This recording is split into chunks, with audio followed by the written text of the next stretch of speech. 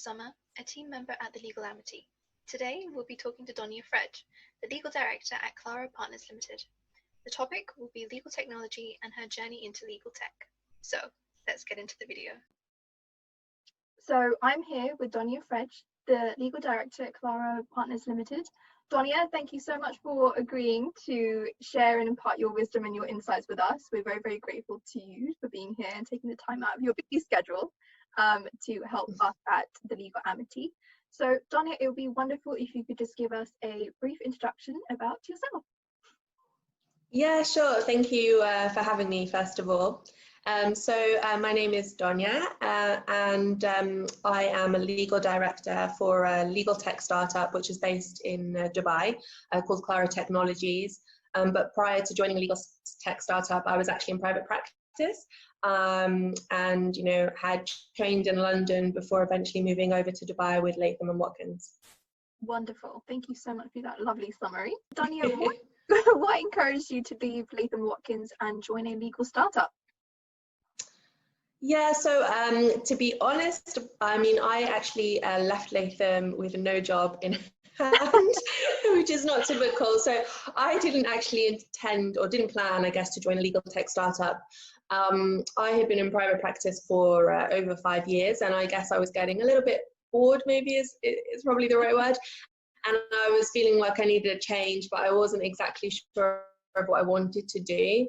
And I'm sure, like many private practice lawyers can probably appreciate that, being in such an intense environment, especially in a US law firm, you don't always have time to kind of think about what it is you do want to do next. So I took some time out to really, think and experiment. I had a number of interviews. I thought about going in-house. I did think about going back into private practice at one point. I thought about even leaving law completely.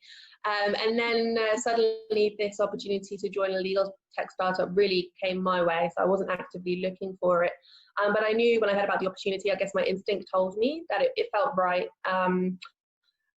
The number one reason, I guess, is knowing that you can have an impact on the legal industry in some way. I mean, the Clara is really built on the idea of automating legal expertise, particularly for startups. So a lot of automation of legal documents and building a SaaS platform, which I wanted to contribute to. But also, Clara has a fully licensed law firm as well, so it allowed me to continue to be a lawyer and work on private practice, style transactions, but just specifically aimed at startups. So it seemed like the perfect package, I guess, and an opportunity to learn a lot, which I think startups can offer a much more accelerated pace of learning. In your personal opinion, how can then students increase their legal tech experience? Yeah, I mean, I think the first thing really that any student can do very easily is just to build their awareness and knowledge of legal tech. What is legal tech? Just getting the basics. And obviously with the number of online tools and resources available now, that's, very easy to do. There are a number of websites that focus on legal tech and innovation. The Lawyerist, is quite a good website that, produces a lot of content on this topic. Even the Law Society, produces a lot of content in this area, which is very interesting as well, and worth a read.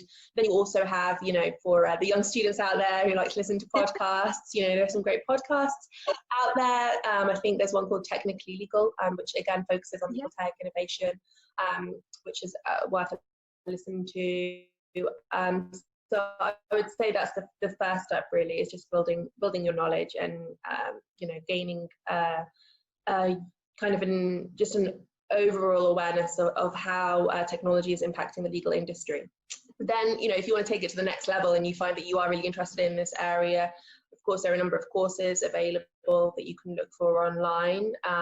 You can do courses in legal design, for example, design thinking, which focuses on the user experience. You can do courses on coding and programming, if that's something you really, it's something, it's debatable as to whether or not lawyers should learn to code or not. There are a number of arguments for and against, but one argument for is definitely that obviously it will set you apart and give you kind of an added edge. And then, if you also have some time, you can look to intern perhaps at a legal tech startup, or an alternative legal services provider, just to kind of gain an insight of how law is being done differently. You don't always have to, of course, doing vacation schemes, the big law firms is important, especially if you want to get a training contract in one of those firms. But having experience in a smaller boutique law firm or tech startup is also incredibly valuable. Absolutely. With the pandemic obviously recently increasing competitivity within obviously vacation schemes and training contracts, what, in your personal opinion, what can students actually do during the vacation scheme and training contract process and application process in general to make themselves stand out as candidates? Yeah, that's a good question. The legal industry is very competitive. It was competitive when I applied, but I would say even more so now. So I do sympathise with a lot of students who are panicking about, especially this period where application season has fully begun. I would say, my advice when you're completing the applications is to always try to be as genuine and authentic as possible and as original as possible. Sometimes I get students messaging me and telling me, oh, can you help me with my answer on why I want to, be a commercial lawyer, or why I want to apply to this law firm. And I always struggle because I really want to help them, but at the same time, I can't really answer the question for them. Everybody has their own reasons as to why they want to be a commercial lawyer. So my reasons will be different from yours. And why you want to apply to one law firm over another is going to be completely different as well. So I think, first of all, it's really important to get at least the basics, have a real think and understand why is it that you want to be a lawyer, and why do you want to apply to that specific law firm. But more importantly, why are you a good fit for that law firm, and why is that law firm right for you too? And understanding that, I think, will help you articulate that better in your applications. But also, always, I think, when you're making points in your application, always bring it back to yourself and give examples. So for example, if you are saying that, one of the reasons you want to be a commercial lawyer is because you're interested in business and how businesses grow, or business strategy, then give an example maybe of how you've developed an interest in business. It could just be for a simple part-time job, doing sales. If you're saying that you have, you like to build long-term relationships with clients and that you have excellent communication skills, well, how have you developed those excellent communication skills? If you're applying to a US law firm, the perception is that you can gain a lot of responsibility at a US law firm. You may say that you love responsibility, you love taking ownership of matters. Then give examples of positions of responsibility that you've held. So always bring it back to yourself, and definitely don't copy and paste. Don't make the mistake of applying to too many law firms, because that's the danger. They are actually quite lengthy applications. You need to give them sufficient time, and copying and pasting, trust me, isn't going to work, because I did it myself. So Speaking from experience, I learned it the hard way. Exactly.